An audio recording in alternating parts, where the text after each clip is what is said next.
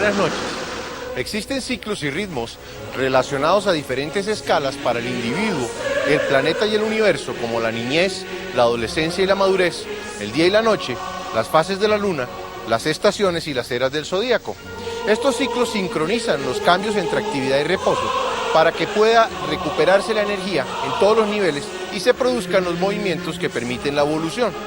En uno de esos cambios de ciclo ocurrido hace aproximadamente 12.900 años, al finalizar la época glacial ocurrió el diluvio universal, cuando desapareció toda la civilización existente, la que hoy llamamos la Atlántida. En este programa veremos teorías que sitúan la isla nunca encontrada en diferentes sitios del planeta y continuaremos profundizando en las 7 leyes universales para comprender este proceso evolutivo que vive el individuo y la civilización. Acompáñenos. El universo y el planeta tienen ciclos que afectan e influyen los procesos individuales y grupales.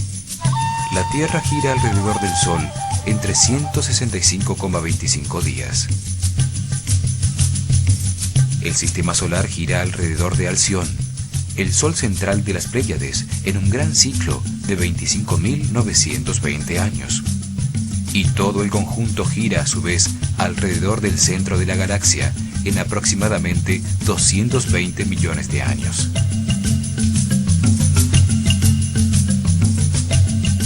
Son ciclos del universo, regulados por la ley de la armonía, para sincronizar los períodos de actividad y reposo, de día y de noche, de siembra y cosecha, de estaciones difíciles a las que le sigue la primavera y el verano. Están diseñados por el Creador para permitir el avance de las conciencias hacia la sabiduría. En todo ciclo, al pasar el punto medio de desarrollo de la estructura social, aparece la fuerza de disolución, que se intensifica en las 2/3 partes del ciclo. Al final de los grandes ciclos universales, se renuevan completamente los procesos geológicos, sociales y humanos para permitir el desarrollo de una nueva estructura para la evolución. Se cosechan las conciencias más evolucionadas y sabias entre miles de millones de almas para que asciendan en las jerarquías del universo como resultado de la comprensión obtenida con las experiencias de la vida. Es un momento que los libros sagrados denominan el juicio final, cuando los seres humanos se autoclasifican y aparece la información y los elementos necesarios para el próximo ciclo. Todos los seres humanos van subiendo por cada uno de los niveles de aprendizaje correspondientes a las 7 leyes universales. Las civilizaciones crecen como niños y desarrollan características sociales, económicas, políticas y religiosas que definen las respuestas de los individuos y las maneras de aprender sobre el universo. Sin embargo, llega un momento en que la estructura desarrollada se vuelve rígida. No permite los cambios que facilitan ese aprendizaje ni la comprensión necesaria para ascender en las jerarquías del universo. Por eso, existen los grandes ciclos que renuevan la Tierra, permitiendo un nuevo desarrollo social por otro período igual. Lo importante no es la civilización o su estructura, sino la conciencia individual en su eterno desarrollo, en el que adquiere sabiduría para ascender en las jerarquías del universo hacia Dios.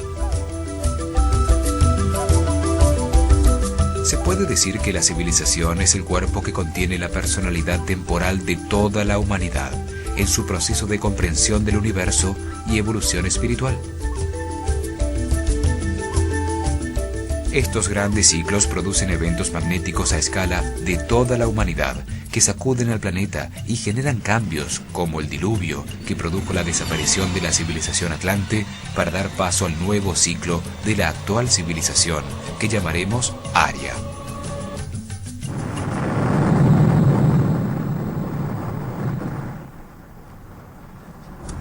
La Atlántida desapareció por los cambios que ocasionaron el final de la era glacial del Pleistoceno, al final del gran giro del sistema solar alrededor de Alción.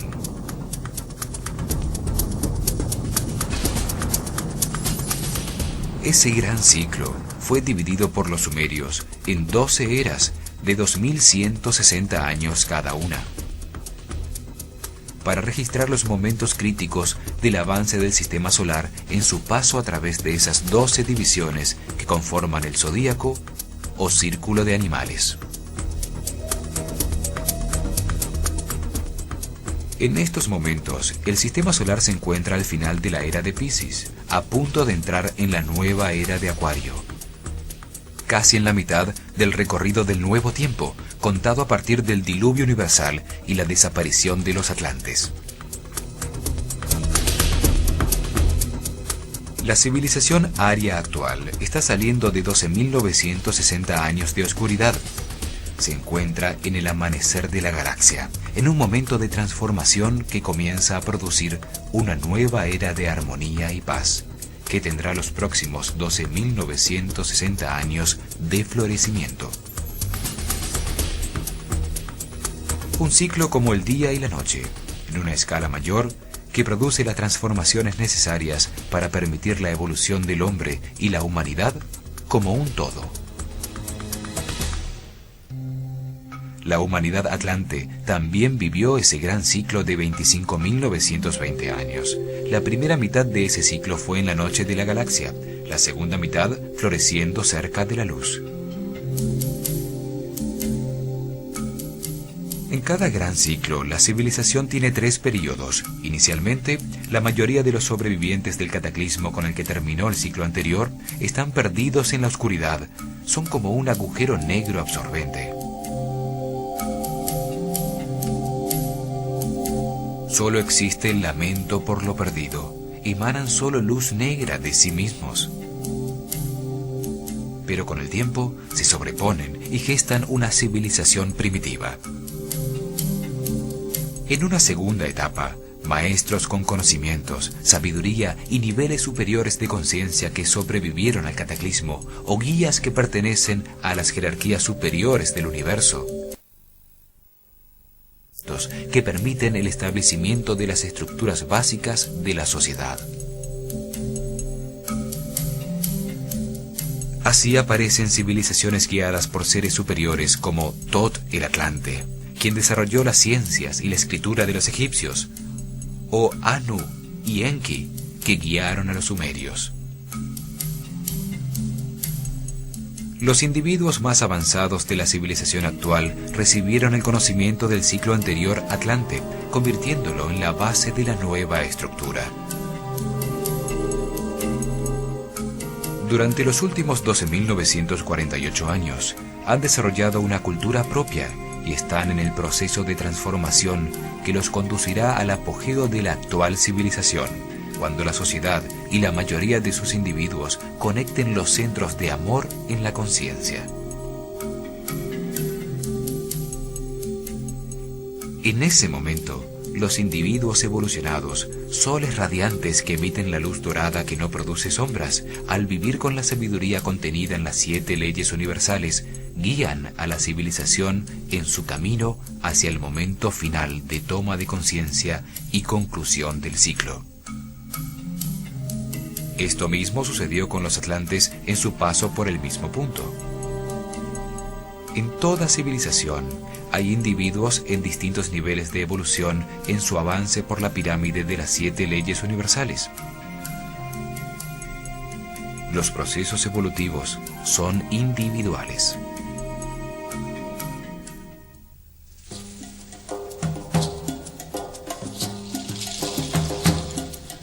Según Platón, hace 13.000 años la Atlántida existió en una isla en el centro del Atlántico, y su cultura se extendió por toda la zona tropical del planeta en todos los continentes.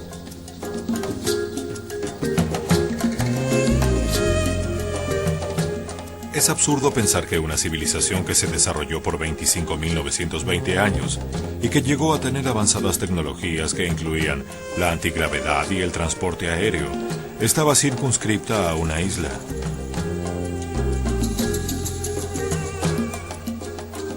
Seguramente, como sucede actualmente, algunos países eran más desarrollados que otros, y el corazón de la civilización que llamamos Atlante podía estar en la isla.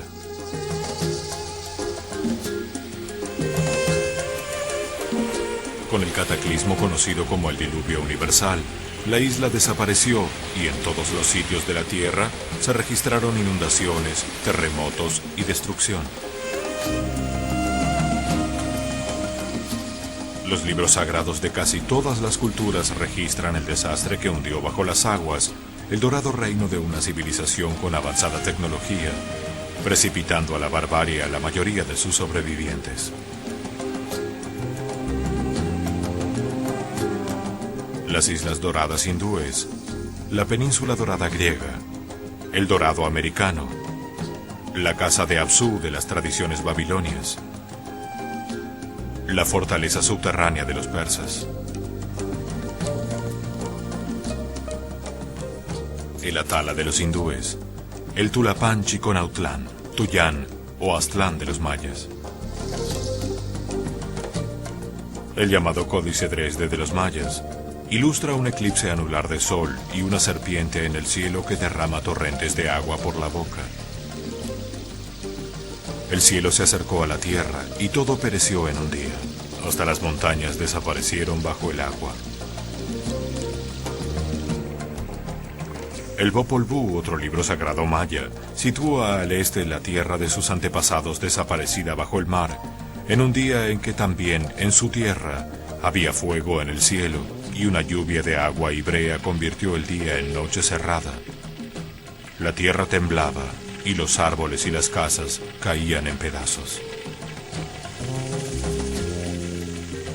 El Chilambalam, el libro sagrado de los sacerdotes mayas, afirma que terribles erupciones y terremotos sucedían mientras las islas se sumergían bajo las aguas del mar y del cielo caía una lluvia negra.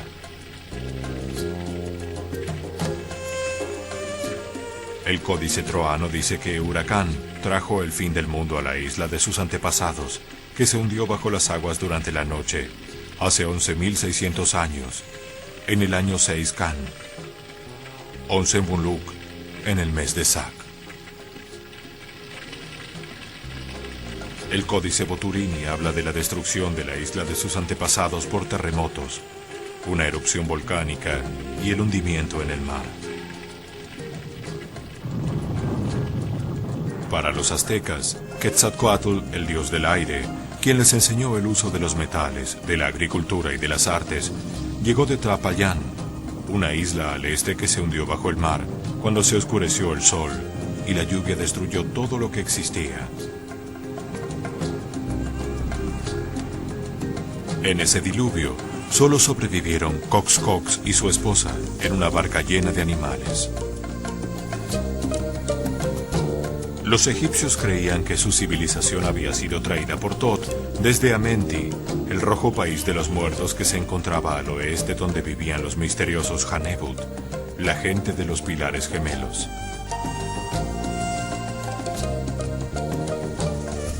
El papiro Ipuwer describe un cataclismo cósmico, donde se hundió bajo las aguas el continente de sus antepasados y toda la tierra de Egipto que resurgió de las aguas en el Seb Tepi, o Tiempo Nuevo.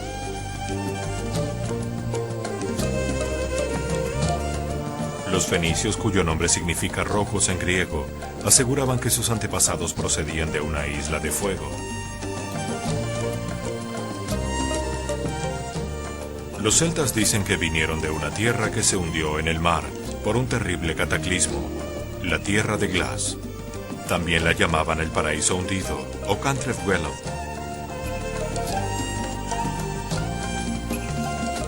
Los polinesios hablan de Hawaiki, una gran isla continente en el oeste que se hundió bajo el mar en medio de una guerra, de inundaciones y de tsunamis que también asolaron su pueblo.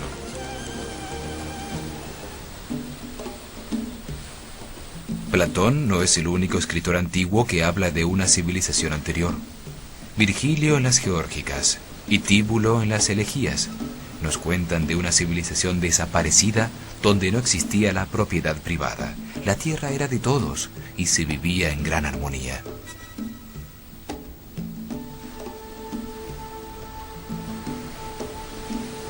El poeta romano Ovidio describe en la Metamorfosis el hundimiento bajo las aguas de toda la civilización atlante.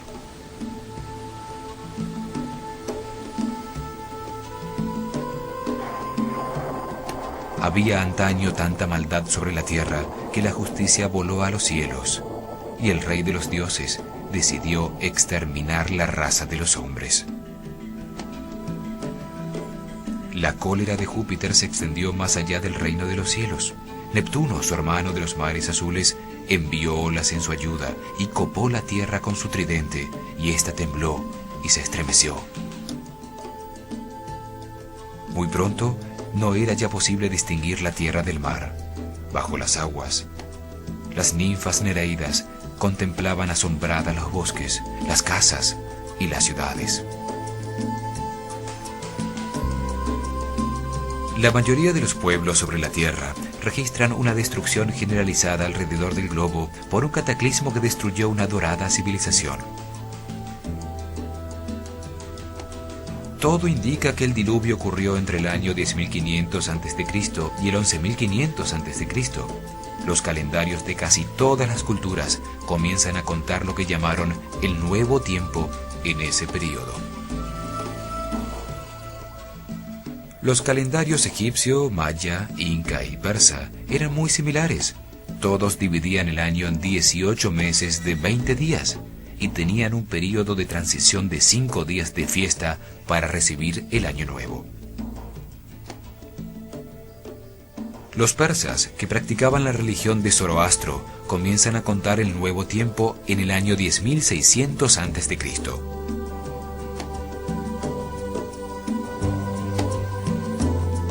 El zodíaco egipcio de Dendera comienza a contar el nuevo tiempo cuando la constelación de Leo se encuentra en el equinoccio de primavera, fecha que, de acuerdo a la precesión de los equinoccios, corresponde al 10.936 a.C. El calendario así 11.500. Los mayas cuentan en ciclos de 2.560 años. En el comienzo de los tiempos, en el 3113 a.C., habían transcurrido 3 ciclos, o sea, 7.680 años, lo que nos lleva al 10.793 a.C. Los científicos actuales confirman que el clima sobre la Tierra cambió súbitamente hace unos 12.000 años, terminando la era glacial, con la aparición de una corriente cálida hacia el año 10.500 a.C. y una inusitada actividad del Sol. Estudios sobre la geomorfología de las costas encontraron que aproximadamente en el año 10.500 a.C., el nivel del mar en todo el mundo subió entre 100 y 150 metros hasta su nivel actual, debido al derretimiento de los glaciares que cubrían gran parte de los continentes. En solo 100 años, la temperatura promedio del planeta subió 20 grados, finalizando la edad de hielo del Pleistoceno.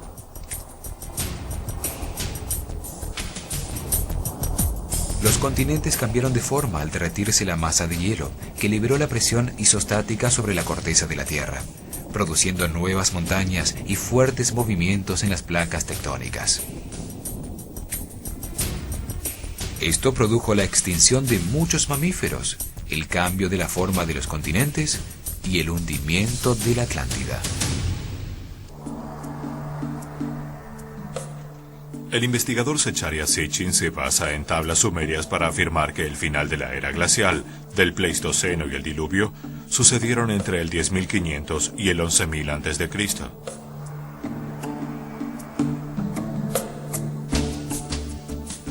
Las tablas de barro con escritura cuneiforme sumeria cuentan que existe otro planeta llamado por ellos Nibiru, o el planeta que se cruza con la Tierra, que tiene una órbita alrededor del Sol de 3.600 años, o un zar, y fue el que causó el cataclismo.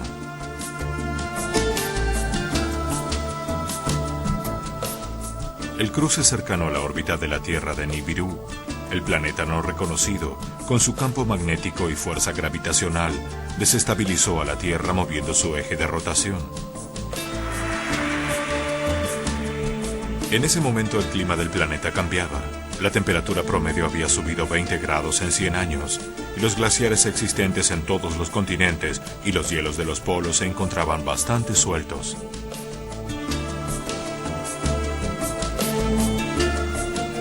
moverse el globo, el bloque continental de hielo suelto cae al mar, provocando una ola gigantesca, un tsunami de cientos de metros de alto que penetró en miles de kilómetros, destruyendo todas las ciudades existentes y devastando todos los continentes.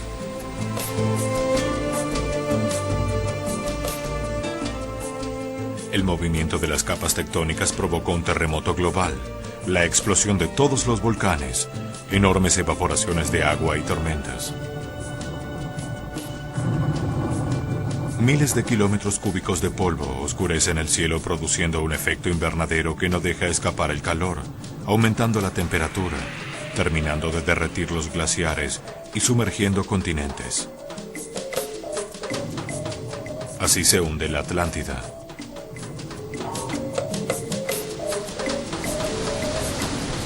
Las ciudades, los centros de la cultura, habían desaparecido. La catástrofe impone condiciones a los sobrevivientes. El recuerdo de una civilización poderosa solo puede transmitirse oralmente, lo que la convierte en un mito.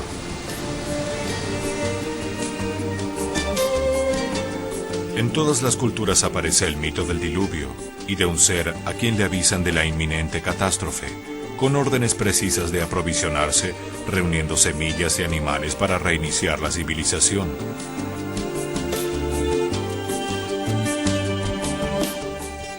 Las tablas sumerias de Gilgamesh, un rey de la ciudad de Uruk, cuentan que un guía superior llamado Enki avisó de la catástrofe en un sueño a Siusudra, el Noé sumerio, dándole instrucciones precisas de cómo construir un barco cubierto por todos lados, un sumergible.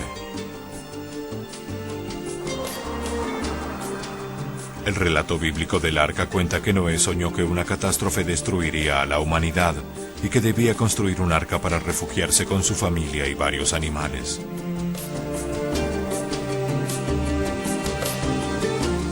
El Zendavesta persa cuenta la misma historia, pero la protección de Yima, su familia, animales y plantas fue en una cueva.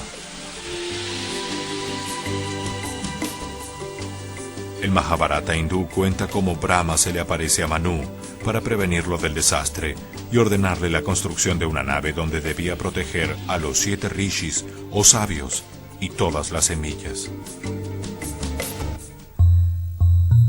Si distintos Noés en diferentes partes del mundo fueron avisados de la catástrofe, esta debía tener origen en el sistema solar y se podía precisar en el momento en que iba a suceder. Al destruirse la civilización, la humanidad sobreviviente sufrió un retroceso y quedó en estado de barbarie. Todos los pueblos describen seres extraordinarios, con grandes conocimientos, llegados de una isla desaparecida, que organizaron su estructura social y trajeron tecnología.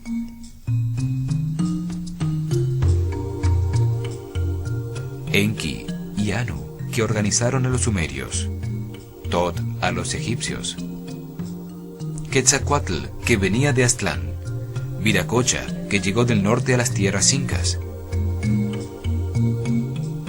Los imperios aztecas, mayas e incas fueron destruidos fácilmente por un puñado de conquistadores, por estar esperando el regreso de sus guías iniciales, seres altos, blancos y barbudos que venían del país del sol naciente.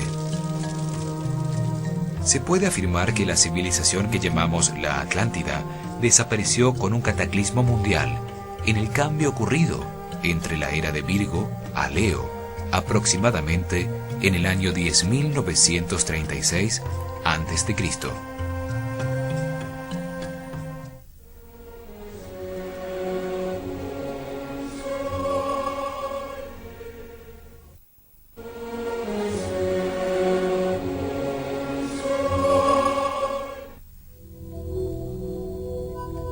En 1900, Katie Frost publicó en el Times de Londres una teoría que situaba a la Atlántida en la Creta minoica.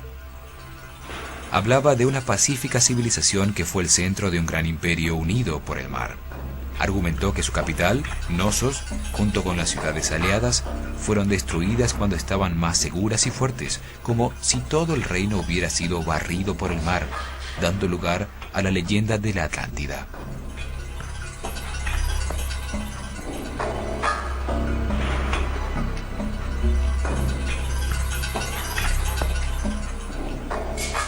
La teoría fue retomada por los arqueólogos griegos Angelos Galanopoulos y Spiridon Marinatos, quienes sitúan la destrucción en el año 1470 a.C., cuando explotó el volcán de Tera, que destruyó la isla de Santorini.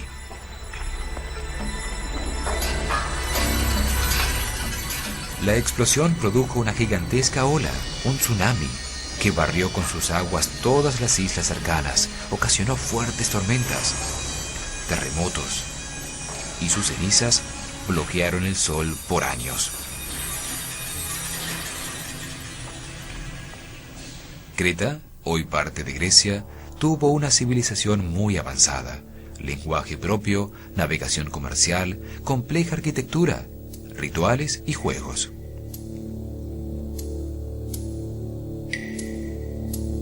Dice la leyenda que el palacio del rey Knossos fue construido por Daedalus, el padre de Ícaro, para albergar en su laberinto al Minotauro, hijo de los amores de la lujuriosa esposa del rey Minos, con un bellísimo toro blanco.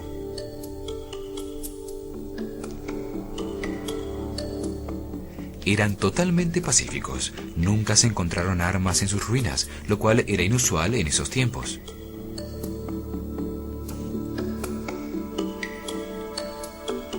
Marinatos justifica la diferencia entre las cifras descritas por Platón y las de su teoría, diciendo que un escriba anterior al sacerdote que le transmitió la información a Solón confundió el símbolo egipcio de 100 y multiplicó todas las cifras por 10.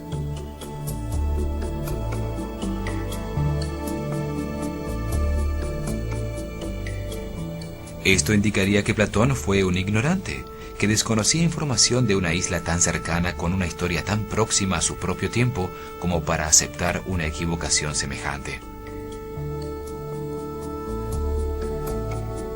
Sin embargo, la equivocación va más allá de las cifras, pues Creta no está localizada después de los pilares de Hércules, al este del Mediterráneo, ni tenía canales de irrigación, ni elefantes, ni clima tropical, ni su vegetación tenía cocos y piñas, tal como dice Platón en sus descripciones sobre la Atlántida. La destrucción de Creta sucedió apenas 900 años antes de Solón, no 9000 como dice Platón que sucedió en la Atlántida. No dejaron construcciones megalíticas ni la isla se hundió bajo el mar. La única coincidencia es que en su destrucción hubo volcanes activos, terremotos y tsunamis. Enunciada por Charles Hapgood con el apoyo de Einstein, otra teoría sitúa a la Atlántida sepultada bajo el hielo de la Antártida, argumentando que el Polo Sur estuvo antes en la zona tropical del planeta. Hapgood afirma que el océano Atlántico estaba formado por todas las aguas de los mares del mundo, y que en su centro se encontraba la Antártida. La teoría se desarrolló cuando se encontraron miles de mamuts congelados en Siberia, con hierbas en sus estómagos y sus colmillos en perfecto estado, lo que indicaría que debieron morir súbitamente ahogados.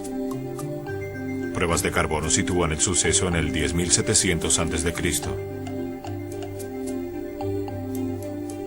Hapgood afirma que la corteza terrestre que flota sobre un semilíquido de magma se desplazó sobre el núcleo sólido del planeta, girando suelta como la piel de una mandarina, debido a la acumulación paulatina de hielos en los polos. La teoría afirma que llega un momento en que el gran peso del hielo acumulado desbalancea el planeta y hace girar toda la corteza, cambiando de lugar el trópico con los polos. Esto hizo que la Antártida, una isla que se encontraba en el trópico, se desplazara hacia el actual Polo Sur, congelándose bruscamente su clima, mientras Norteamérica, que había estado en el polo, se descongelaba. Sin embargo, los estudios geológicos demuestran que las capas de hielo se extendieron al máximo durante la era glacial y luego se replegaron por el calentamiento, pero no se formaron nuevas capas en otros sitios.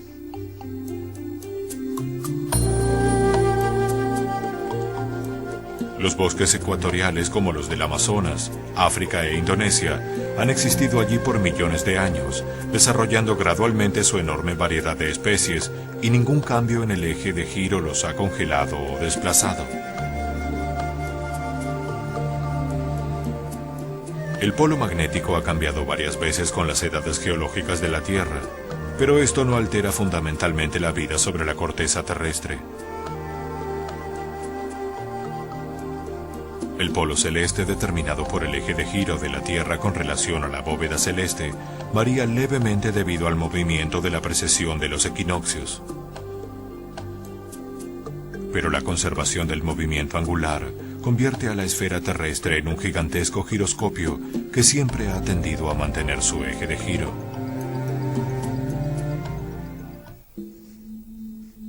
Esta teoría tampoco coincide con los hechos narrados por Platón, entre los que afirma que el continente se hundió totalmente en el mar, algo que nunca sucedió con la Antártida.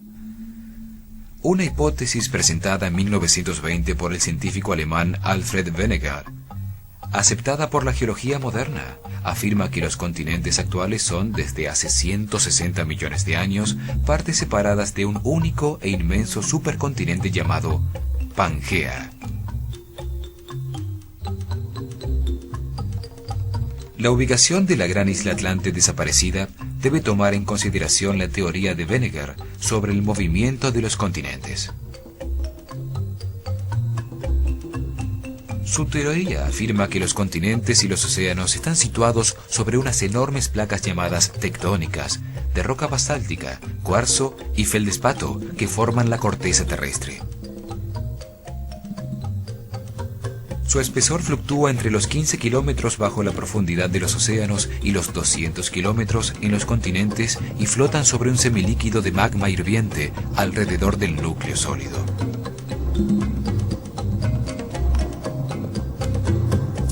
La Tierra está formada por 13 placas tectónicas, 7 grandes, 4 medianas y 2 pequeñas, que tienen movimientos relativos entre sí y que se fueron separando hasta llegar a las posiciones actuales de los continentes. Sus bordes registran permanentes choques y movimientos, unos de separación, otros de acercamiento y otros de transformación entre las placas adyacentes. En estos bordes suceden la mayoría de los terremotos y se localizan los volcanes del planeta. La placa más grande es la de Norteamérica, le sigue la que soporta a Europa y Asia. La tercera en tamaño es la placa del Pacífico, en cuyos bordes se encuentra el cinturón de fuego de volcanes. Las placas tectónicas de Sudamérica y África se han estado separando desde el comienzo de los tiempos y son de un tamaño muy similar al de la placa de Australia. La última gran placa es la que soporta el continente de la Antártida en el polo sur del planeta. Luego aparecen 4 placas intermedias de tamaño similar. La placa de Nazca, que trata de levantar el continente sudamericano metiéndose por debajo, y la placa arábica, la India y la Filipina.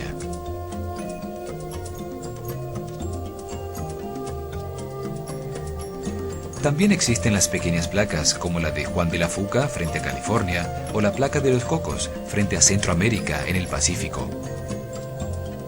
Y la última de las pequeñas placas es la placa del Caribe, donde ha habido bastante movimiento en los últimos miles de años. Si se toma en consideración la teoría de Wegener sobre el movimiento de los continentes, veremos que existe solo un sitio posible para localizar a la Atlántida.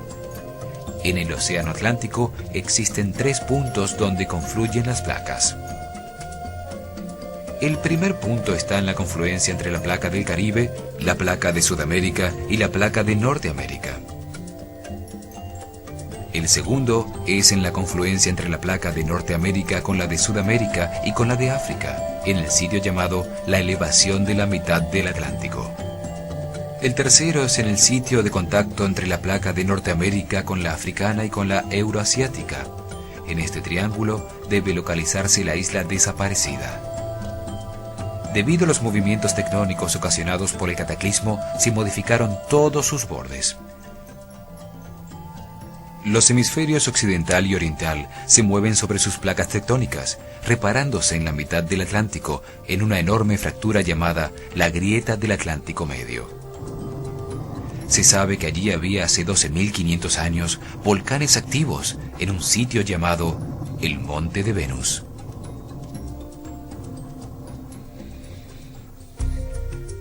Si por alguna parte desapareció la Atlántida, puede haber sido por esta hendidura al final de la última glaciación, en el momento de los grandes movimientos telúricos y el diluvio universal.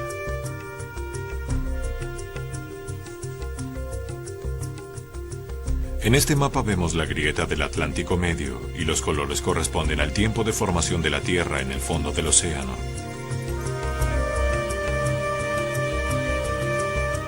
Podemos apreciar que la Tierra se consolidó a lo largo de la grieta en los últimos miles de años, mientras que el color verde predominante de los continentes nos indica que están así desde hace 90 millones de años.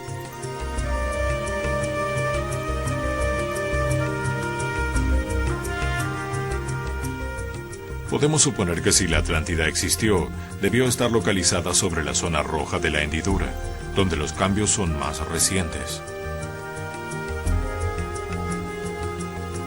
Por lo tanto, la distancia recorrida por los continentes desde que era uno solo, una Pangea, hasta su ubicación actual, debe tener el espacio necesario para albergar una isla como la descrita por Platón.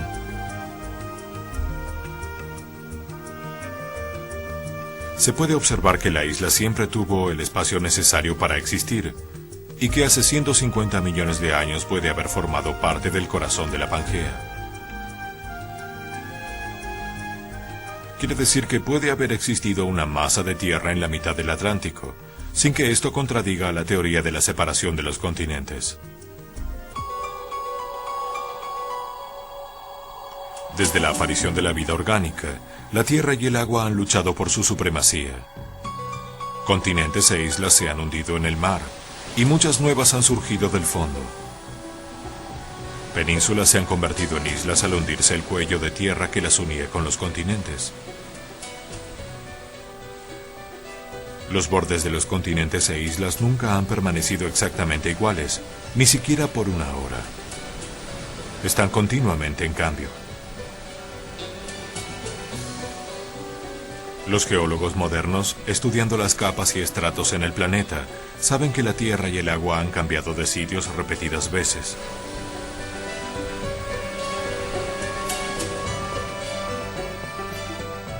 Una de estas veces, en la mitad del Atlántico se hundió para siempre la madre de la actual civilización. Fue uno de los procesos cíclicos regidos por las leyes de correspondencia, evolución y armonía que determinan la evolución de todo el universo.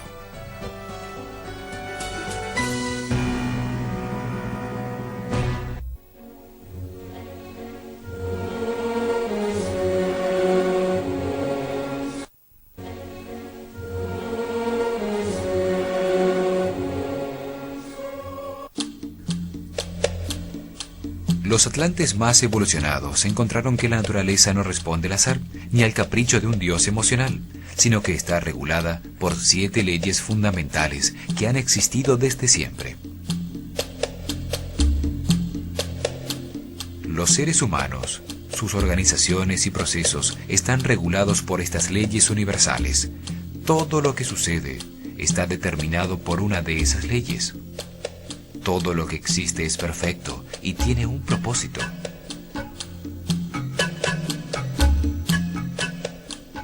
Los eventos que no entendemos, como las enfermedades incurables, la violencia y el deterioro de la sociedad, no existen por casualidad, sino que están regulados por esas leyes.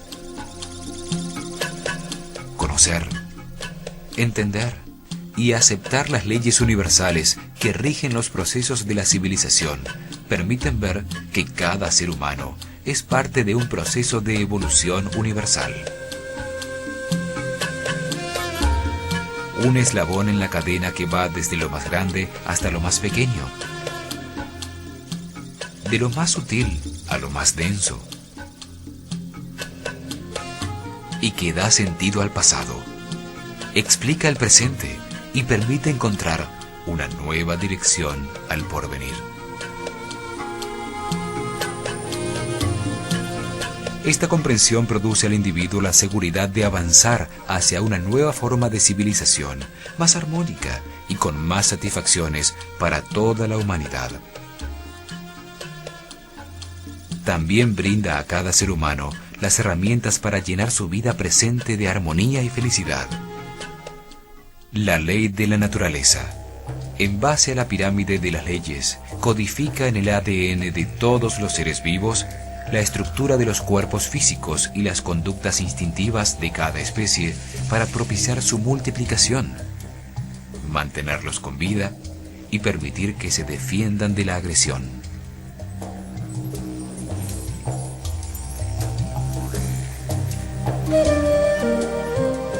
La segunda ley de la pirámide es la ley de la armonía. Regula el equilibrio, los ciclos y ritmos que permiten que diferentes tipos de vida se desarrollen simultáneamente. Se encuentra codificada automáticamente en el instinto de los mamíferos, en donde se generan las emociones y sentimientos de agrado o desagrado.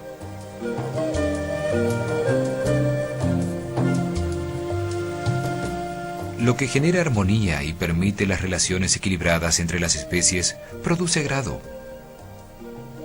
Lo que impide la existencia simultánea de distintos tipos de vida produce desagrado. Lo que agrada se repite, lo que desagrada se evita. Las especies predadoras, por ejemplo, solo matan cuando lo necesitan para subsistir. No acaban con otra especie por placer. Una vez satisfecha su necesidad, coexisten pacíficamente con sus víctimas posibles. En el hombre, la armonía se logra paulatina y conscientemente a lo largo de la vida. Almacena en la memoria intelectual los distintos conceptos que ha aprendido para definir lo que para él es belleza y arte.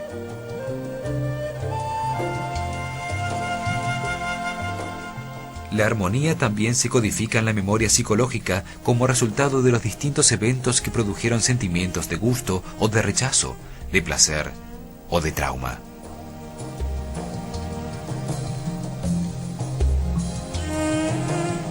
Estos conceptos y recuerdos permiten que el hombre pueda establecer una relación de equilibrio entre dar y recibir que produce agrado y armonía. La ley de la armonía regula los ciclos y ritmos de todo lo que existe, sincronizando y permitiendo las relaciones de la diversidad para dar lugar al universo. Utiliza el tiempo para delimitar los distintos procesos, sincronizando sus interacciones y permitiendo que todos puedan suceder simultáneamente. Determina las secuencias de movimiento para que todos los seres vivos se desarrollen y establece las relaciones entre todas las secuencias producidas por la diversidad.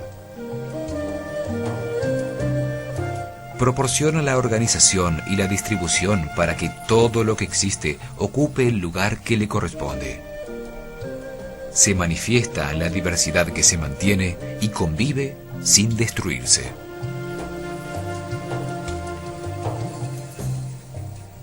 Reconocemos su acción en la interacción de los reinos de la naturaleza para mantener la vida en las estaciones. También en las perfectas relaciones que existen entre todas las especies en el diseño de los diferentes instintos de defensa y agresión.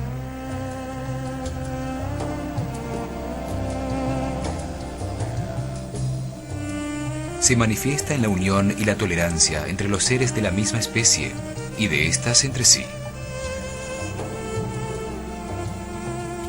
La armonía está presente en todo aquello que gusta y produce satisfacción, pues así se reconoce el equilibrio que requiere la naturaleza para mantener un proceso en el que intervienen distintas fuerzas o energías. Así se manifiesta en las relaciones humanas, a través de los acuerdos que se hacen para equilibrar las relaciones entre los individuos.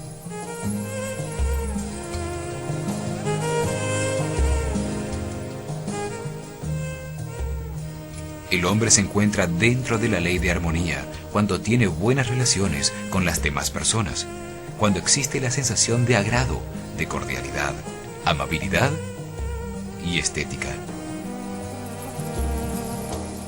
Se reconoce que el hombre ha salido de la ley de armonía cuando aparece la insatisfacción que genera sufrimiento, angustia, conflictos sentimentales y emocionales.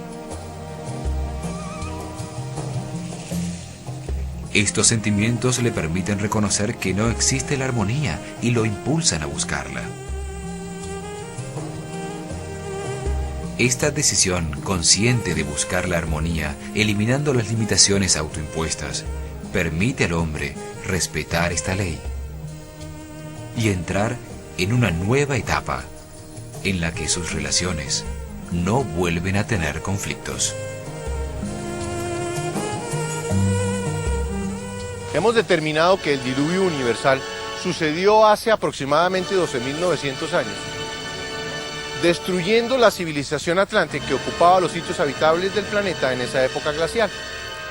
Concluimos que la isla se encontró en la mitad del Océano Atlántico, en la confluencia de todas las placas tectónicas de los continentes a su alrededor. También avanzamos en la visión del universo desde las 7 leyes universales, profundizando en la ley de la armonía.